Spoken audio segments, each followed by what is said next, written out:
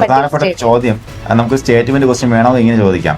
അപ്പൊ അതിനോടൊപ്പം ചേർത്ത് വായിക്കേണ്ടുന്ന മറ്റ് പേരുകൾ, മറ്റ് ക്യാപ്റ്റൻസിന്റെ പേരുകളൊന്ന് പറയാം. അപ്പൊ ചരിത്രത്തിൽ ഇങ്ങനെ മാർക്ക് ചെയ്തിരുന്ന ഈ ഒരു സെമി ഫൈനൽ വിജയത്തിന്റെ മറ്റുള്ള പ്രധാനപ്പെട്ട സ്റ്റാറ്റിസ്റ്റിക്സ് എന്ന് പറയാം. വിരാട് കോഹ്ലിയുടെ കാര്യം പറഞ്ഞപ്പോഴത്തേക്കും നിങ്ങൾ എല്ലാവരും പോരാളികളാണ്. നിങ്ങൾ എല്ലാവരും അറിഞ്ഞിരിക്കേണ്ട ഒരു ചെറിയൊരു ബിറ്റും കൊണ്ട്, സ്റ്റോറി ബിറ്റും കൊണ്ട് അദ്ദേഹത്തിന്റെ ലൈഫിൽ.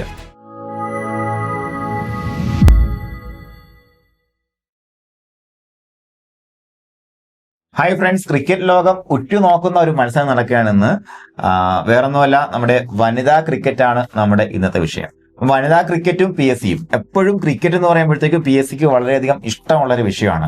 പ്രത്യേകിച്ച് നമ്മുടെ വരുന്ന കമ്പനി ബോർഡ് LGS ആണെന്നുണ്ടെങ്കിലും അസിസ്റ്റന്റ് ആണെന്നുണ്ടെങ്കിലും നമുക്ക് കായികത്തിൽ നിന്ന് ഒരു ചോദ്യം ഈ ഒരു മാച്ച് ഈ ടൂർണമെന്റിൽ നമുക്ക് ഉറപ്പിക്കാൻ പറ്റും. അപ്പൊ അതുകൊണ്ട് തന്നെ നമുക്ക് ഫൈനലിൽ നടന്നില്ലെങ്കിൽ കൂടിയും സെമി ഫൈനലും വളരെ വളരെ ഇമ്പോർട്ടന്റ് ആയിട്ടുള്ള ഒരു മത്സരമായിരുന്നു.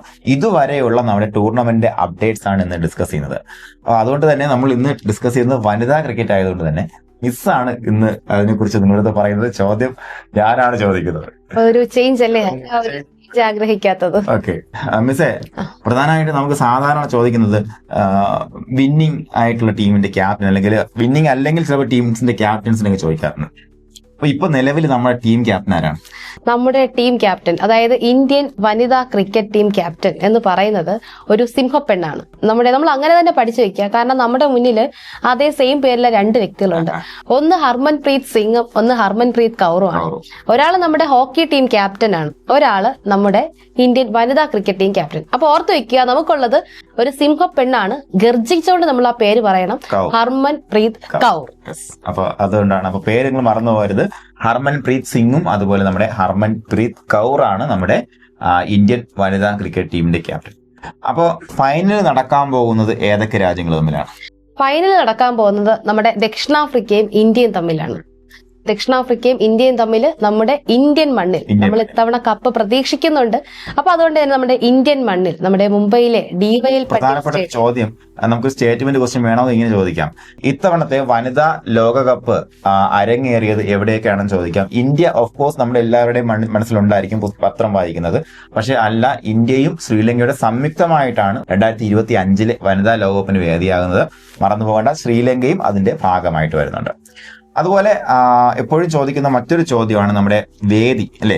വേദി ചോദിക്കാറുണ്ട്. വേദിയാണ് പി എസ് സിക്ക് കുറച്ചുകൂടി ഇഷ്ടം. വേദി എന്ന് പറയുമ്പോൾ വേദി ഒന്ന് വരുന്ന ഓർത്തിരിക്കാൻ പാകത്തിന് നമ്മളൊരു ഇൻസിഡന്റ് ഓർത്താൽ മതി. അതായത് നമ്മുടെ ഇന്ത്യയും പാകിസ്ഥാനും തമ്മിൽ കുറച്ച് പ്രശ്നങ്ങൾ നടക്കുകയാണല്ലോ. അതുകൊണ്ട് തന്നെ രണ്ട് വേദി, ഇന്ത്യയും ശ്രീലങ്കയുമാണ് നടക്കുന്നത്. അപ്പോൾ ഇന്ത്യയും പാകിസ്ഥാനും തമ്മിലുള്ള മാച്ച് നടന്നത് ശ്രീലങ്കയിലാണ്.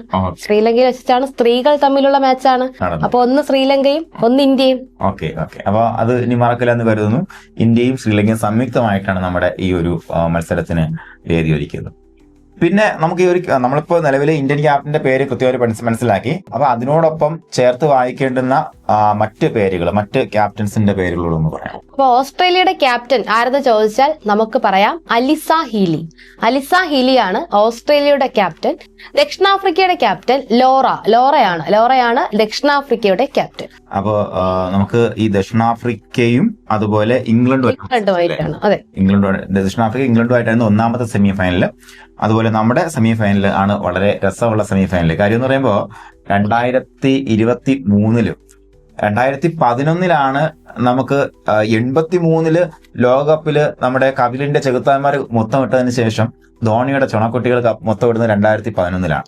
അന്ന് ശരിക്കും എല്ലാം പറഞ്ഞ എല്ലാം കൊണ്ടും അനുയോജ്യമായിട്ടുള്ള ഒരു ടൈം ആയിരുന്നു. കാരണം സച്ചിൻ നമ്മുടെ ടീമിലുണ്ട്, ധോണിയുണ്ട്, എല്ലാം നല്ല പ്ലേയേഴ്സ് ഉള്ള ഒരു പ്ലേയേഴ്സ് ആയിരുന്നു.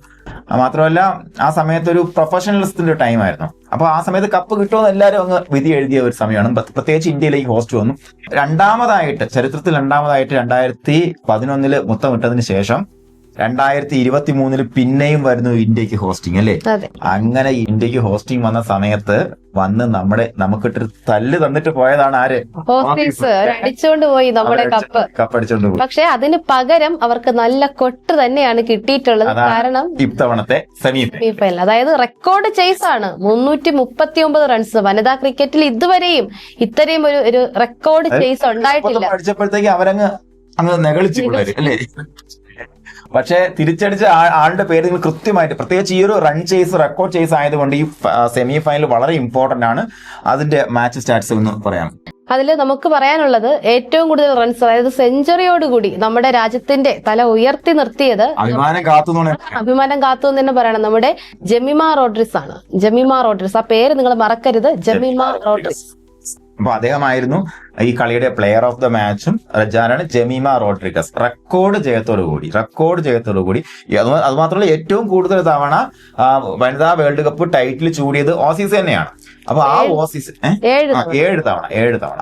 അപ്പൊ ആ ഓസീസിനെ റെക്കോർഡ് റൺ ചേസിൽ തകർത്ത ആ ഒരു കളിയിലെ ആരാണ് പ്ലെയർ ഓഫ് ദ മാച്ച് എന്ന് പറയുമ്പോഴത്തേക്ക് ജെമിമ റോഡ്രിഗസ്. മറന്നു പോരുത് കേട്ടോ.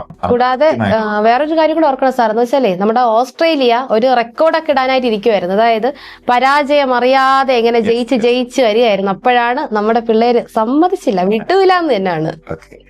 അപ്പൊ അതൊരു സെമി ഫൈനലിന്റെ ഇമ്പോർട്ടൻസ് നിങ്ങൾക്ക് മനസ്സിലായെന്ന് കരുതുന്നു. അപ്പൊ ഓസ്ട്രേലിയയുടെ ക്യാപ്റ്റനെ ഒന്നുകൂടെ ഓർമ്മിക്കാം. ഓസ്ട്രേലിയയുടെ ക്യാപ്റ്റൻ ഓർക്ക അലിസ ഹീലിയാണ്. അപ്പൊ ചരിത്രത്തില് ഇങ്ങനെ മാർക്ക് ചെയ്തിരുന്ന ഈ ഒരു സെമി ഫൈനൽ വിജയത്തിന്റെ മറ്റുള്ള പ്രധാനപ്പെട്ട സ്ട്രാറ്റജിക്സ് എന്ന് പറയാം. പ്രധാനപ്പെട്ടെന്ന് പറയുമ്പോൾ ഒന്നാമത്തേത് ആ ഒരു റെക്കോർഡ് ചേസ്. 339 ഓസീസ് അടിച്ച് നികളിച്ച് നിന്നപ്പോൾ നമ്മൾ 341 റൺസ് അടിച്ചു. അതും 9 ബോൾ ബാക്കി നിൽക്കവേ. 9 ബോൾ അവർ എറിയണ്ട, അവർ കൊണ്ടുപോയിക്കോട്ടെ. 9 ബോൾ ബാക്കിയുണ്ട്. കൂടാതെ 5 വിക്കറ്റും ബാക്കി നിൽക്കവെയാണ് ഓസീസിനെ നമ്മൾ കംപ്ലീറ്റ് വിൻ എന്ന് വേണമെങ്കിൽ പറയാം അല്ലെ. അത് ഒരു വളരെ കോംപ്രിഹെൻസീവ് ആയിട്ടുള്ള വിന്നാണ്. ഒരിക്കലും ഭാഗത്തിന്റെ ചാഞ്ചാട്ടോ അല്ലെങ്കിൽ ലാസ്റ്റ് ബോളിലേക്കുള്ള ഡ്രാമയോ ഒന്നും ഇല്ലാതെ തന്നെ വളരെ കോംപ്രിഹെൻസീവ് ആയിട്ട് പിള്ളേർ അടിച്ചു കയറി എന്നുള്ളതാണ് നമ്മുടെ സെമി ഫൈനലിന്റെ ചിത്രം. അപ്പൊ ഇന്നിനി ഫൈനലാണ്. അപ്പൊ നമുക്കൊരു വിജയം തന്നെ പ്രതീക്ഷിക്കാം. കൂടാതെ ഒരു ക്രിക്കറ്റ് ആരാധകന്റെ ഒരു ചെറിയ ഒരു അപേക്ഷ കൂടിയുണ്ട്. നവംബർ 5 നമ്മുടെ വിരാട് കോഹ്ലിയുടെ ജന്മദിനമാണ്. ജന്മദിനാശംസകൾ പ്രിയപ്പെട്ട വിരാട് കോഹ്ലിയുടെ കാര്യം പറഞ്ഞപ്പോഴത്തേക്കും നിങ്ങൾ എല്ലാവരും പോരാളികളാണ്. നിങ്ങൾ എല്ലാവരും അറിഞ്ഞിരിക്കേണ്ട ഒരു ചെറിയൊരു സ്റ്റോറി ബിറ്റും കൊണ്ട് അദ്ദേഹത്തിന്റെ ലൈഫിൽ. അതായത് അദ്ദേഹത്തിന്റെ പിതാവ് എന്ന് പറയുമ്പോഴത്തേക്കും ഒരു ലോയർ ആയിരുന്നു. ഡൽഹിയിൽ അത്യാവശ്യം ലോയർ ആണെന്നുണ്ടെങ്കിൽ വളരെ വളരെ മീഡിയം ആയിട്ടുള്ളൊരു ഫാമിലി ആയിരുന്നു. അപ്പോൾ ഭയങ്കര ഒരു ക്രിക്കറ്റ് ഭ്രാന്തനായിരുന്നു പുള്ളിക്കാരന്റെ ഭ്രാന്താണ് ഈ പുള്ളിക്ക് ആരെ കണ്ട് നമ്മൾ വിരാട് കോഹ്ലി കിട്ടുകയും വിരാട് കോഹ്ലി ഒരു 9ാമത്തെ വയസ്സിലാണ് അക്കാഡമി പോയി തുടങ്ങുകയൊക്കെ ചെയ്യുന്നത്. അപ്പോൾ പുള്ളിയുടെ ലൈഫിലുള്ള ഒരു ടേണിംഗ് പോയിന്റ് നിങ്ങളൊന്ന് ഓർത്തിരിക്കുക. കാര്യം നിങ്ങൾ എല്ലാവരും ഒരു ലക്ഷ്യത്തിൽ ഊന്നി വർക്ക് ചെയ്യുന്ന ആൾക്കാരാണ്. അപ്പോൾ ടേണിംഗ് പോയിന്റ് എന്ന് പറയുമ്പോഴത്തേക്കും അദ്ദേഹം സംബന്ധിച്ച് അദ്ദേഹത്തിന്റെ രഞ്ജി മാച്ച് ആയിരുന്നു. ഡൽഹിക്ക് വേണ്ടിയിട്ട് രഞ്ജി കളിക്കാൻ വേണ്ടി വിരാട് കോഹ്ലി സെലക്ട് ചെയ്യപ്പെടുന്നു.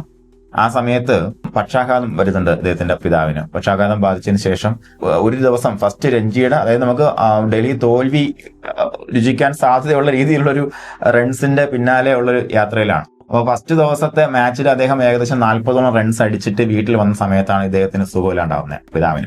അപ്പോൾ ആ സമയത്ത് ഒരു വല്ലാണ്ട് കഷ്ടപ്പെട്ട ഒരു അദ്ദേഹത്തിന്റെ കയ്യിൽ നിന്നാണ് മരിക്കുന്നത്. അത് ആശുപത്രി കൊണ്ടുപോകാനുള്ള സാഹചര്യം ഒന്നും ഉണ്ടായില്ല. അപ്പോൾ ആ സമയത്ത് നോർമലി എന്തായാലും സംഭവിക്കുക, അവർ അടുത്ത ദിവസം നെക്സ്റ്റ് ഒരു പ്ലെയറെ പ്ലേസ് ചെയ്യുന്നതാണ്. പക്ഷെ വിരാട് കോഹ്ലി ചെയ്തതൊന്നുമല്ല. വിരാട് കോഹ്ലി നേരെ മാച്ച് ആവശ്യത്തുകൊണ്ട് പറഞ്ഞു ഞാൻ എന്തായാലും കളിക്കും എന്ന് പറഞ്ഞുകൊണ്ട് കളിക്കാൻ പോയി വിരാട് കോഹ്ലി കളിക്കുകയും 50 റൺസ് കൂട്ടിച്ചേർക്കുകയും അതുപോലെ ഡൽഹിയുടെ തോൽവി ഒഴിവാക്കുകയും ചെയ്തിട്ടാണ് അദ്ദേഹം തിരിച്ചു വന്ന് തന്റെ പിതാവിന്റെ കർമ്മങ്ങൾ ചെയ്തത്.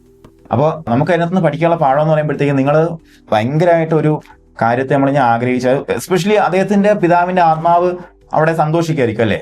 ഉറപ്പായിട്ടും അദ്ദേഹം ആ ഒരു പ്രസൻസിനെക്കാളും ആ ഒരു വിജയം തന്നെ ആയിരിക്കണം. ഉറപ്പായിട്ടും നിങ്ങളും ഒരു കാര്യത്തിന് വേണ്ടി ഇങ്ങനെ നിൽക്കുമ്പോൾ വലുതായിട്ട് ആഗ്രഹിക്കുമ്പോഴത്തേക്കും നമ്മുടെ ലൈഫിൽ നമുക്ക് ഒരുപാട് പ്രശ്നങ്ങൾ അല്ലെങ്കിൽ നമുക്ക് ഇഷ്ടമുള്ളൊരു കാര്യം തരുമ്പോഴത്തേക്ക് ഇഷ്ടമുള്ള മറ്റൊരു കാര്യം ചിലപ്പോൾ അങ്ങ് എടുക്കും. അപ്പോഴൊന്നും നിങ്ങൾ വീഴാതിരിക്കുക. നിങ്ങൾ എല്ലാവരും വളരെയധികം എഫേർട്ട് ഇട്ടുകൊണ്ട് തന്നെ മുന്നോട്ട് പോവുക. എല്ലാവർക്കും വിജയാശംസകൾ. അപ്പൊ ഈ ഒരു ടോപ്പിക്കിൽ നിന്നും നിങ്ങൾക്ക് വരേണ്ടുന്ന ഒരു ചോദ്യം ഉറപ്പായിട്ട് ഉറപ്പിക്കുക. ഇനിയും ഇതുപോലുള്ള കണ്ടന്റിന് വേണ്ടിയിട്ട് നിങ്ങൾ സബ്സ്ക്രിപ്ഷൻ ബട്ടൺ അമർത്തുക. അതുപോലെ നിങ്ങളെ കൂട്ടുകാർക്ക് ചാനൽ ഷെയർ ചെയ്ത് കൊടുക്കുക.